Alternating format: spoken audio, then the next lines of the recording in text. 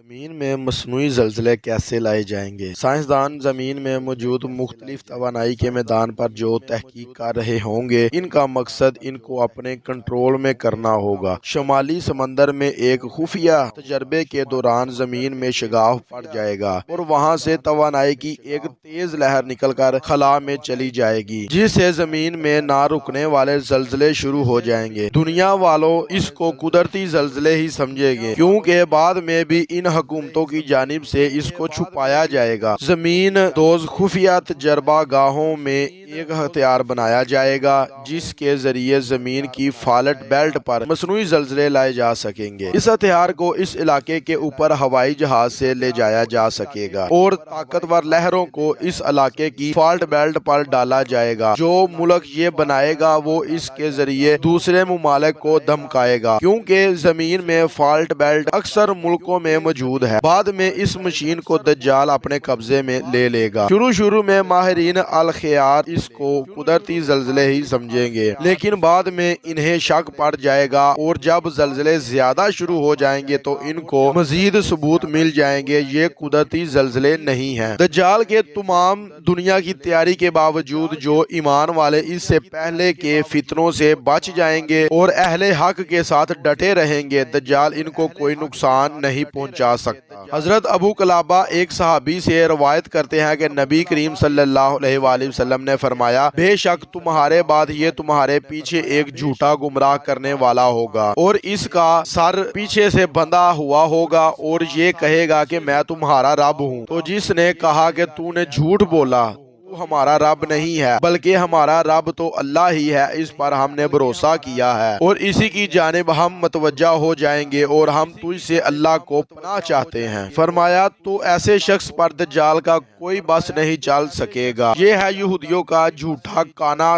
دجال، جو اپنے آپ کو خدا مانتا تھا، لیکن یہ مسلمانوں کا کچھ نہیں بگاڑ سکتا۔ انسانیت کے جس ناسور کو لانے کے لیے ابلیس ملعون نے ہزاروں سال تیاریاں کی، انسانیت کا لہو پلا کر جس کی پرورش کی، جس کو دنیا میں لانے کے لیے اللہ کی زمین کو فتنہ فساد سے بھر ڈالا۔ معصوم بچوں کے کٹے جلے لاشیں ماؤں نے اپنے ہاتھوں سے دفنائے، بہنیں بھائیوں کو روتی رہیں، بچے ماؤں کی لاشوں سے لپٹ لپٹ کر روتے اور بلبلاتے رہے۔ عراق کے دجالہ فرات کا پانی رو کر ان کو ابو بکر و عمر رضی اللہ تعالیٰ عنہ کے جانشینوں کے خون سے جاری کر دیا۔ اس کانے دجال کا راستہ صاف کرنے کے لیے قوم افغان کی نسل کشی کی۔ ابلیس کی پوجا کرنے والوں نے دجال کے لیے ایک عالمی حکومت قائم کی اور دجال مخالف قوتوں پر دنیا کی زمین بھی تنگ کر دی۔ پہاڑوں کی غاروں تک میں دجال اتحادی فوجوں نے ان کا پیچھا کیا۔ کانا دجال اس کے اتحادی منافقین یہودی، ہندو، یہودی طوائفوں کے جنے نام نہاد عیسائیوں اور مسلمان حکمران سب کے سب غیر ریاسی عناصر کو شکست دینا چاہیں گے۔ معزز ناظرین و حاضرین، زلزلوں کی بات کریں تو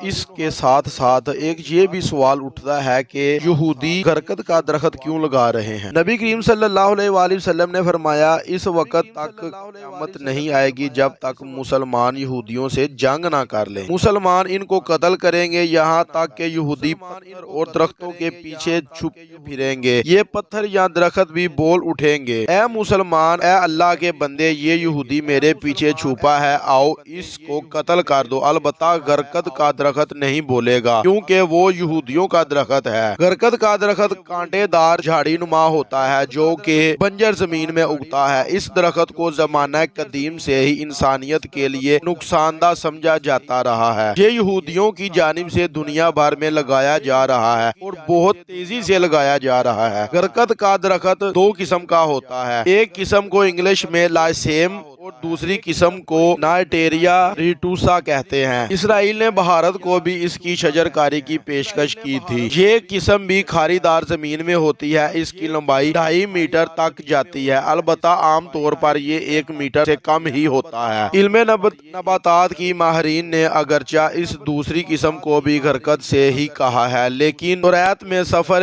قضاء میں جس گرکد کا ذکر آیا ہے اور یہودی بھی جس کو اپنی جائے پناہ سمجھتے ہیں، وہ قسیم ہے جس کو عربی میں الاسج کہا جاتا ہے۔ یہودی دنیا بھر میں اس درخت کو بڑے پیمانے پر لگا رہے ہیں تاکہ اس کے پیچھے چھپ کر موت سے بچ سکیں، لیکن وہ جتنا چاہیں گے چھپنے کی کوشش کریں، جتنی چاہیں تیاریاں کر لیں، اللہ تعالیٰ سے نہیں چھپ سکتے۔ وہ دنیا کو جتنا دھوکہ دے سکتے ہیں دے دیں، لیکن رب کو دھوکہ نہیں دے سکتے جو خلاؤں سے آگے کی دنیا کا علم رکھتا ہے، جو پہاڑوں کی تاریخ، غاروں، شیطانی سمندر اور اسفان میں چھپے رازوں کو جانتا ہے۔ وہ عالم الغیب اس بات کا بھی علم رکھتا ہے کہ سویڈن جیسے پرامن سمجھنے جانے والے ملک میں دجال کے لیے یہودیوں نے کیا کیا تیاریاں کی ہیں، وہاں سے عالم اسلام کے خلاف جادو کے اثرات کس طرح چھوڑے جا رہے ہیں، سوئٹزرلینڈ جیسے خوبصورت ملک کی رانیاں اپنے اندر کیسی گناہنی سازشیں پائے ہوئے ہیں۔ وہ ایک ایک بات، ایک ایک راز اور ایک ایک سرگوشی کا علم رکھتا ہے، اور وہ اپنے ان محبوب بندوں کی حفاظت سے غافل نہیں جو اس کے لیے اپنا سب کچھ قربان کر چکے ہیں۔ اور جیسا کہ میرے آقا نبی کریم صلی اللہ علیہ وآلہ وسلم نے فرمایا، تو اپنی اوقات سے آگے نہ بڑھ سکو۔ اسی طرح یہودیوں کی تمام محنتیں، کاوشیں، سازشیں اور مکاریاں اپنی اوقات سے آگے نہیں بڑھ سکتی۔ اس دن سب ناکام ہو جائیں گے جس دن کا یہودی انتظار کر رہے ہیں۔ دنیا میں جاری یہ جہاد کی اراضیوں، منگوں اور حسرتوں کو اڑا کر رکھ دے گا، جیسے کہ تیز ہوائیں تنکوں کو اڑا کر لے جاتی ہیں۔ مجاہدین کے سروں پر انعام رکھنے والے اس دن کہاں اپنے سر چھپائے جائیں پھریں گے، جب مجاہدین کی ٹھوکروں پر ان کے سر کسی فٹ پاتھ کی طرح ٹکر کر رہ جائیں گے۔ اور وہ دن دور نہیں بلکہ دور ہے ہی نہیں، لیکن کیا دشمن اسلام کی اتنی تیاریاں دیکھ کر مسلمانوں کو اس طرح اپنی ذمہ داریوں سے غافل، اپنی ذاتی زندگی میں ہی مدہوش پڑے رہنا چاہیے؟ بالکل نہیں، مسلمانوں کو بھی ہوش کے ناخن لینے چاہیے، اور مسلمان حکمرانوں کو بھی، کہ ہمارے ساتھ یہ دجال اور یہ دجال کے ماننے والے کیا کرنا چاہتے ہیں اور ان کی کیا خواہش ہے۔ جی یہ تھی ہماری آج کی ویڈیو، اچھی لگے لائک اور کمنٹ ضرور کریں اور چینل کو سبسکرائب کرنا مت بھولیں۔